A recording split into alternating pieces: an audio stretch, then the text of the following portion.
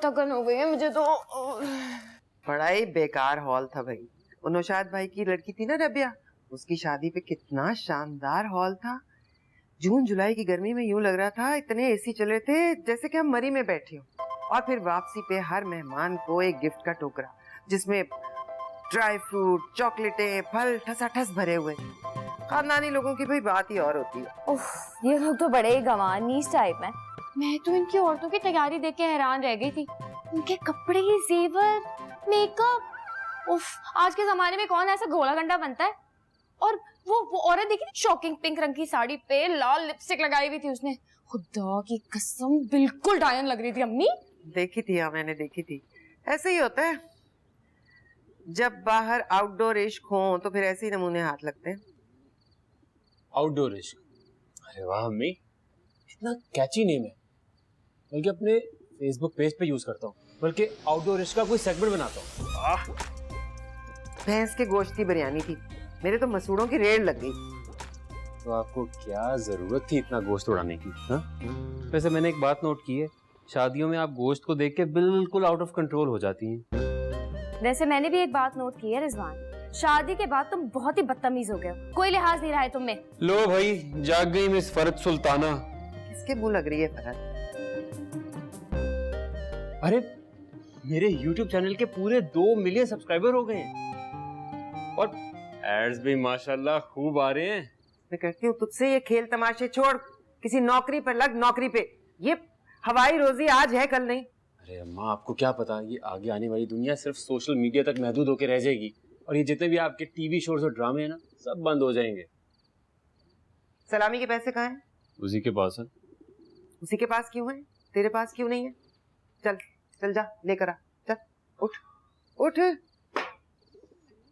मैं green tea बनाने जा रही हूँ अपने लिए, कौन कौन पिएगा? मेरे लिए भी बना देना और जरा सा नींबू भी निचोड़ देना। मैं भी पीऊंगा।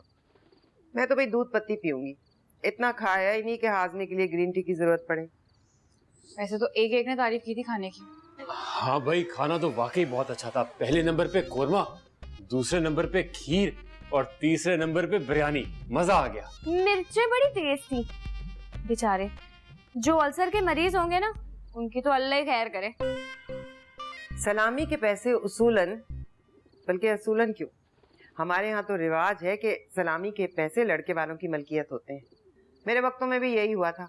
मैंने भी सारे पैसे नाहिद की अम्मी के हाथ पे रख दिए थे। जी तो आप ले लीजिए ना। अब हमारे बीच में तेरा मेरा कब से होने लग गया? मैं ले आती हूँ, आप रख लीजिए। बड़ा ही तंजिया स्टाइल था ना?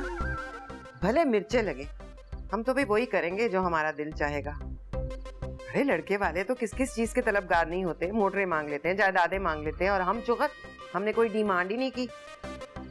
अब अल्लाह करे सलामी के पैसे इतने हों कि फरहत के लिए फ्रिज या टीवी आ जाए बस। आमीन सुम आमीन। देखो तुझे क्या क्या है मेरा YouTube चैनल, ये क्या होता है ये?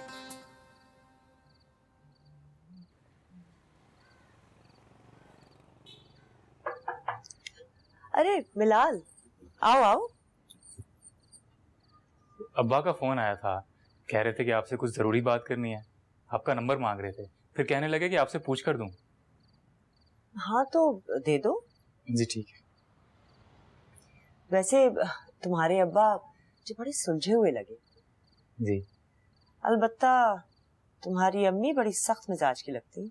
जी अम्मी हैं कुछ सख्त, बल्कि खासी सख्त हैं।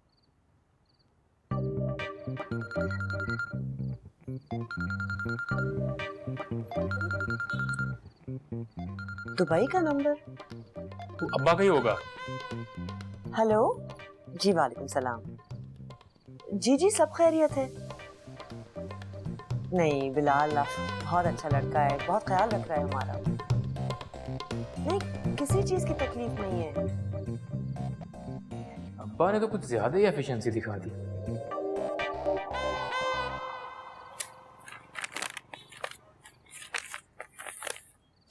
कौन लोग हैं ये, कहाँ से आए हैं, कहाँ की मखलूक हैं ये? इस रिजवान के बच्चे ने तो हमें फंसा के रख दिया। ये एक लिफाफा रह गया था। हाँ तो इसमें कौन सा लाखों होंगे। 210 रुपए। लानत हो बेशुमार, जन्नम रसीद हो। अरे अम्मी, आपको तो बीपी हाई हो रहा है। अपना चेहरा देखे जाके आईने में, बिल्कुल सुर्ख हो रहा है। हमने 1000 रुपए से कम दिया है कभी किसी को? रबिया की शादी पर मैंने खुद लिफाफे खुलवाए थे अर्जुमन भाभी के साथ मिलकर। 2000 5000 से कम नहीं दिया किसी ने। ये तो बमुश्किल 8-9 हजार रुपए होंगे, शायद उससे भी कम। मैं कहती हूँ ले जाइए पैसे, जाए अपने पास ही रखे, या फिर अपनी उस बेहुदा माँ और चपड़ासी बाप के लिए कफन खरीद ले। अरे छोड़ दें अम्मी, वो तो अपने घर वालों का नीचपन भूल के ना हमारी लालच के डंके पीटेगी। पी जाएं, खामोश रहें, अल्लाह ना सब्र करने वाले का साथ देता है। फर्नीचर भी इतना घटिया दिया है। मैं बता दूं, मैं नहीं लेके जाऊंगी ये फर्नीचर, भले आप मुझे कुछ ना दो। चुप कर, ले जा जो हाथ लगता है। आपसे एक बात करनी है। हाँ बोलो। जो कहना है फरहत के सामने, बेटी है इस घर की। मैं अपना जहेज फरहत आपा को देने के लिए तैयार हूँ, और खुशी खुशी तैयार हूँ, लेकिन मुझे एक फेवर चाहिए। मैं अपनी तनख्वाह अपने घर वालों को दूंगी, क्योंकि हमारे घर के हालात खासे खराब हैं, और अगर मैंने इस वक्त उनको सपोर्ट नहीं किया तो फिर उनकी जिंदगी मुश्किल बन सकती है। तुम्हारा तो अपना मर्द नहीं कमाता। रिजवान से बात हो गई है, उसे कोई एतराज नहीं है। जो लड़कियां शादी के बाद भी अपने माँ बाप का पेट पालती हैं ना, वो उन्हें बेगैरती की राह पर डालती हैं खुद। अच्छा, और अगर यही पैसा मैं इस घर पर लौटाऊं तो क्या? ये तुम्हारा फर्ज है, किसी पर एहसान नहीं करे। ये बेटी है ना फरहत, अपना कमाती है, सरकारी स्कूल में मुलाजिम है, 40-42 हजार तनख्वाह है, शादी के बाद भी कमाएगी। हमने इसकी ससुराल के सामने कोई शर्त नहीं रखी कि हम शादी के बाद भी इसकी कमाई खाएंगे ठूसेंगे। ये लड़की, यहाँ रहना है तो इंसान की बच्ची बनकर रहो। तुम्हारी माँ ने तुम्हें बेटी पैदा किया, बेटा बनने की जरूरत नहीं है। मुझे तो पहले ही अंदाजा हो गया था, तुम्हारा भी और तुम्हारे खानदान का।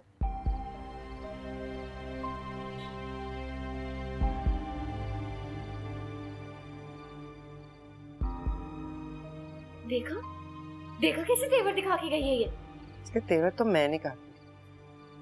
ये लिफाफे संभाल लेना, काम आएंगे। जिन जिन पे नाम लिखा है उसके ऊपर स्टिकर लगा।